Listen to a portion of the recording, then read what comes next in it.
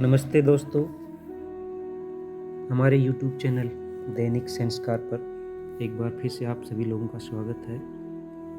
कैसे हैं आप लोग? आशा करता हूं कि सभी खुशी होंगे, सुखी होंगे। आज मैं आपके सामने एक और नई कहानी लेके आया हूं, जिसका शीर्षक होगा ईश्वर विश्वास की पराकाष्ठा। तो आइए कहानी की शुरुआत करते हैं। ईश्वर से कुछ मांगने पर ना मिले तो नाराज मत होइए, क्योंकि ईश्वर वह नहीं देता जो आपको अच्छा लगता है, बल्कि वह देता है जो आपके लिए अच्छा होता है।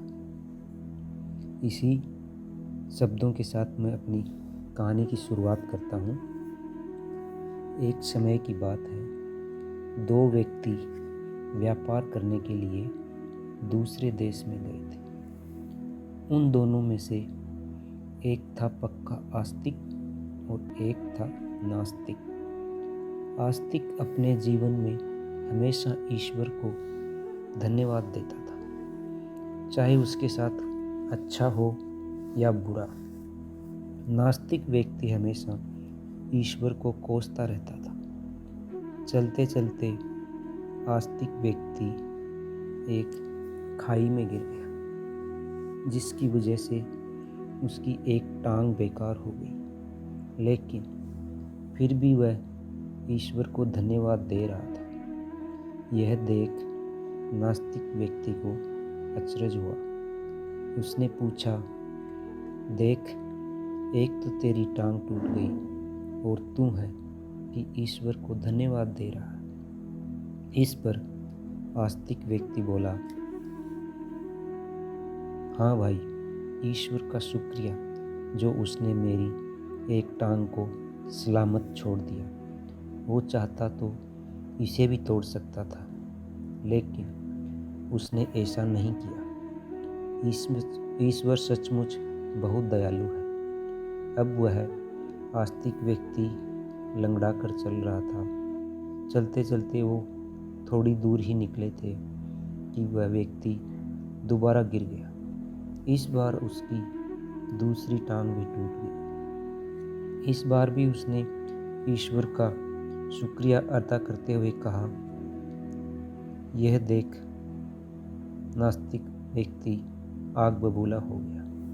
वह तुनक कर बोला, तुम पागल हो गए हो क्या? तुम्हारी दोनों टांगें टूट गई और तुम हो कि ऐसे निर्दयी ईश्वर का शुक्रिया अदा कर रहे हो। इस पर वह आस्तिक व्यक्ति बोला, हाँ भाई, ईश्वर चाहता तो मेरे हाथ भी तोड़ सकता था, लेकिन ऐसा उसने नहीं किया। इसलिए ईश्वर बहुत दयालु है। वह बड़े प्रेम से मुझे मेरे पुराने पापों का दंड दे रहा है। तुम इतनी मदद करो कि 2 लाठियों की व्यवस्था कर दो, ताकि मैं बैसाखी बनाकर चल सकूं। नास्तिक मित्र ने 2 लाठियों की व्यवस्था कर दी।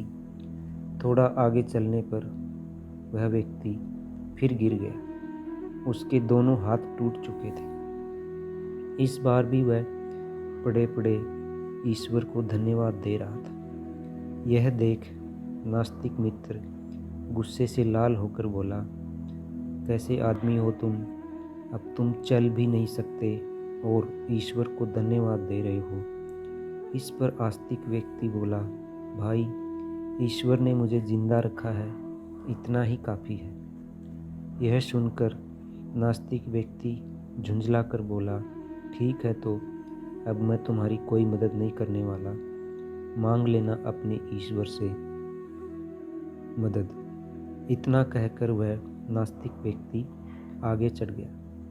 थोड़ी देर बाद वहाँ से एक राजा की सवारी निकल रही थी। उसने उस व्यक्ति को वहाँ पड़ा देख उसकी मदद करने की सोची और उसे अपने साथ राजमहल ले गया।